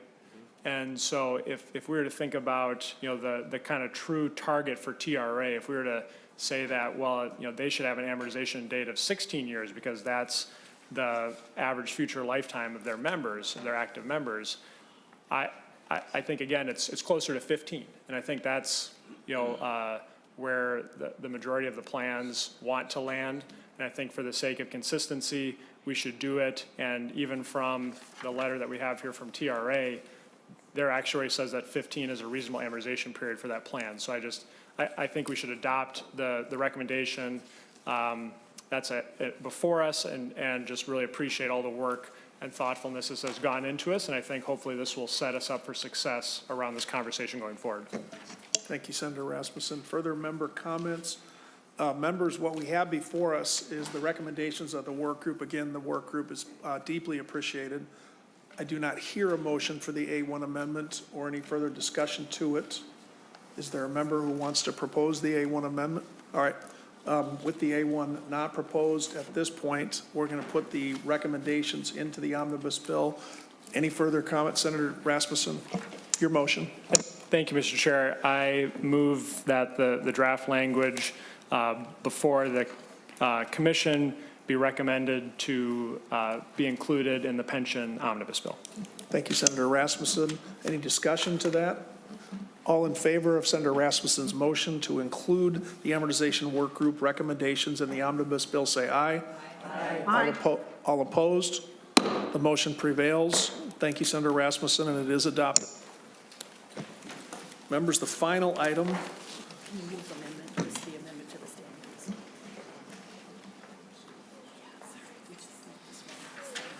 Hang on, folks. We're going to move one more thing on this agenda item. We have a motion from Senator Westland to move the First Amendment to the standards for actuarial work. This is the standards that we were discussing for the actuaries, routine standards. Any discussion? All in favor of adopting the amendment to the standards for actuarial work, say aye. Aye. All opposed? Aye. All right. That amendment is adopted. Thank you, Ms. Lincheski, for catching that. Now, we're going to have the state auditor come forward, and I have it on special authority that this will be in the 3 to 5 minute category, members, due to texting.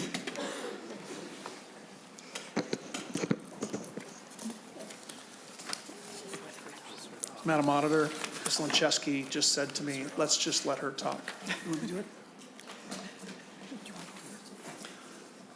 it? All right, thank you, Chair Frentz, members. I am Julie Blaha, your state auditor, and I'm joined by OSA Pension Director Rose Hennessy Allen for backup.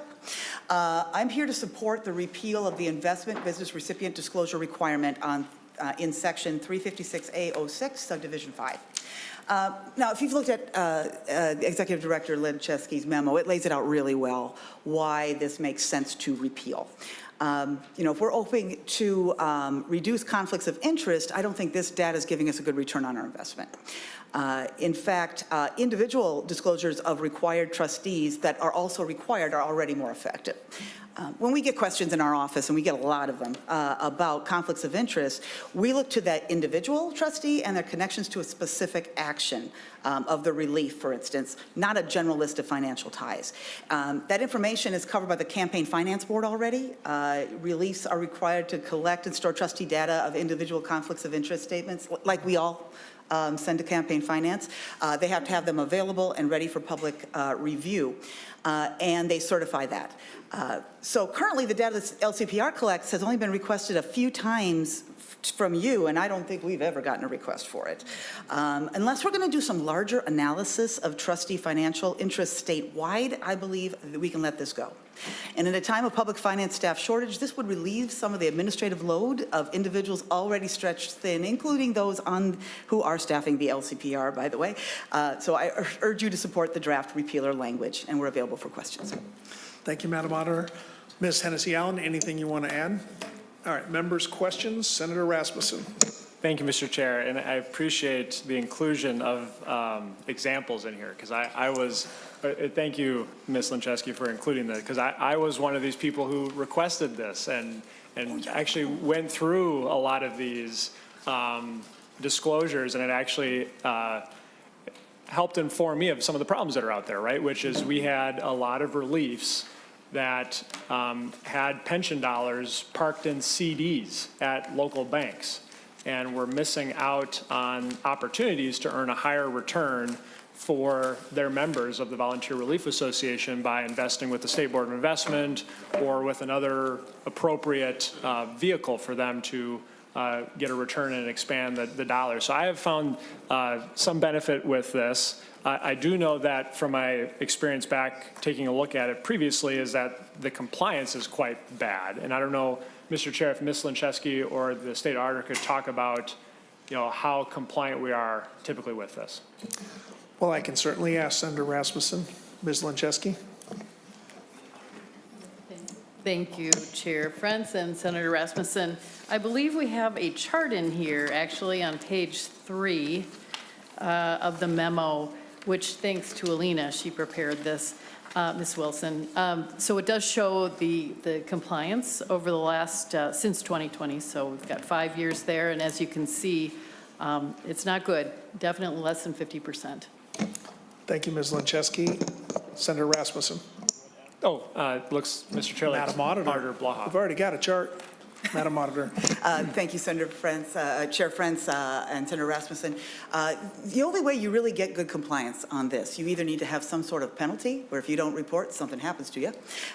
You'll see that in some other fund bills flying around today, this session, or you need to actually personally run them down.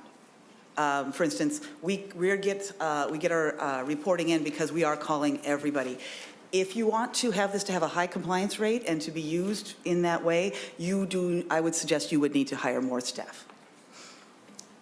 Thanks, Madam Auditor. We're going to go back to Senator Rasmussen, then to Senator Howe. Senator Rasmussen. Thank you, Mr. Chair. And a question for either Ms. Lancheski or Auditor Blaha. If these reports go away, will we have access to this information in the future? Like, will we be able to know that a bunch of these reliefs have their money parked in savings accounts or in other investments that may be inappropriate, for their goals? Madam Auditor. Thank you, Senator Frentz. Thank you, Senator Rasmussen. I think that this would be something, if someone had that need, I think it would be more efficient to do a special request and go out there, sample it, or ask for this to be reported. We could ask for this to report on our forms if we needed. I don't think it's something that needs to be collected every single year, but if someone had a request like that, I would urge you to contact us, and we will see if we're able to fulfill it for you. Thank you, Madam Auditor. Senator Rasmussen. Thank you, Mr. Chair. And I do think probably going forward, this makes more sense to have it be a function that sits within the Office of the State Auditor versus the Pension Commission. But I do think this information is valuable because we're effectively, it's part of the oversight of hundreds of mini pension plans across the state that are doing really important work. And so that would be something that maybe I'll take a look at working at.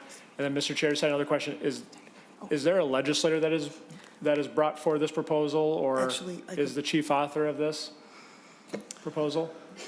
Madam Auditor, is there? I think it's open. I think you all have an opportunity to do this. Thank you, Chair Frentz. One of the things that I'm thinking about is, Senator Rasmussen, I think if we want to do something with this data that you're doing, I think we should actually take a deeper dive and actually look at what do we really need so that we can do the analysis you're looking for. And we do, again, this data does come into us. We could organize it. So I agree that it makes more sense in our office than the LCPR. And I think it also makes sense for us to maybe get together and work on something to say, we're going to do this, let's do it right. How's that, Senator Rasmussen? Thank you for that. Senator Howe. Thank you, Mr. Chair. And Auditor Blaha, isn't there hooks and penalties that if they don't, and I don't know if it's the release or cities, if they don't respond, they're not eligible for their state aid or something to that effect? Can't we put hooks in this to where, hey, if you don't send something in, I think there's something already out there, but why don't we tie this to that? And I'm sure that they would comply because their dollars are tied to it. Thank you, Senator Howe. Madam Auditor. Thank you, Chair Frentz. Thank you, Senator Howe. You're absolutely right. If this is something that we collect, and right now, again, this is collected by the gigantic staff of the LCPR. And so if it's something we collect, yes, there is a definite penalty, and it's a big one. We get very good compliance. So yes, we could certainly do that. But I have to say, looking at the data in the form we're collecting it now, you know what, let's do some work on it if we're really going to think about what we're going to do with it. Again, I'm open to the idea of working up something more detailed, because again, collecting it here, again, it's just not getting much use at this point. Thanks, Madam Auditor. Senator Howe, you're good? All right, members, any further commentary? Thank you for the opportunity to continue the conversation. Senator Rasmussen, I know the auditor would be welcoming your involvement as we go forward. But first, Representative Cha moves bill draft LCPR 25030 be recommended to pass and incorporated into the 2025 Omnibus Pension Bill. Discussion to that motion? Mr. Chair, is that really what we want to do? I thought we were going to talk about this and then make a different. Senator Howe, this motion would adopt this into the Omnibus Pension Bill, but would not prevent further conversation should that become something people are interested in. We're talking about the reporting and the way we want to change it, not what we might do with the data. Having said that, discussion to the motion? Mr. Chair, I would much rather get that in place before we make this motion, but that's my opinion. I think that's a much more reasonable, before I decide I'm just going to and repeal this, I'd much rather have this done and prepared to what we're actually going to do and send it someplace else. I've got an idea. All right, Senator Howell, here's what we're going to do. First of all, Madam Auditor, to that comment, my interpretation was that we would not be able to put something together quick enough that would have some teeth to it. But to that point, to Senator Howell, Auditor Blaha. Thank you, Chair Frentz. Thank you, Senator Howe. And I may defer this quick over to Director Hennessy Allen, but the data does come into us. We can get it back to you. But I still think we should talk further to make it truly useful. Because if our people are going to have to sit down and put it out to us, we better do something with it, right? Just like a teacher, if I signed a paper, I'd better read it. And if we're going to ask them to give us this data, we better be doing something with it. And maybe if Senator Allen, if Allen can speak to this more. Ms. Hennessy Allen, so the question I think Senator Howe is raising is, should we go ahead and adopt the change now, leaving room for further conversation, or would it be more prudent to wait on all of it? If you have any thoughts, we're all ears. Mr. Chair, Rose Hennessy Allen, Pension Director at the Office of the State Auditor. Our office does receive very detailed investment information from the relief associations already on the reports that are filed with us. So for example, we can tell right now which relief associations are invested solely in cash or cash equivalents. I'm happy to report we're down to only 26 out of the Fire Relief Association, so there's been some good progress there. We can see how much is invested in different types of asset classes and securities. The only thing that we don't see that's filed on these forms right now is the specific name of the bank that they're at, and those types of filings are with campaign finance. So I think we would feel very comfortable with being able to work with you if there was other more detailed information that you need, but I feel like we are getting what's being provided on the forms already. Thank you, Ms. Hennessy Allen. Senator Howe?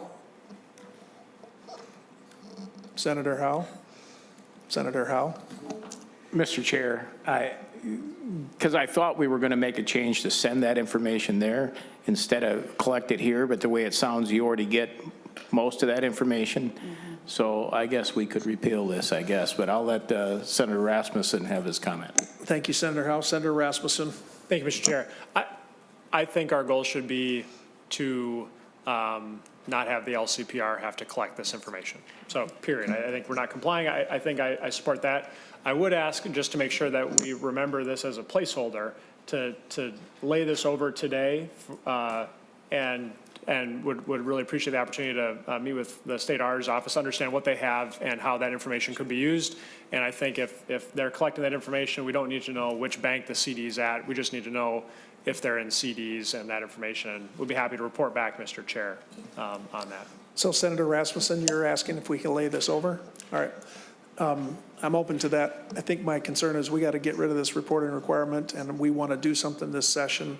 But Ms. Lincheski tells me she's open to further conversation with that, members, unless there is objection. We would have Senator Rasmussen move to lay the bill over. Seeing no objection, the bill is laid over. There, how about that? Next meeting, that ends our agenda, members. Next meeting is Tuesday, April 8th at 5:30 p.m. Hoping to hear bills relating to teachers and the recommendations of MSRS Correctional Plan Eligibility Work Group. There being no other business, we are adjourned.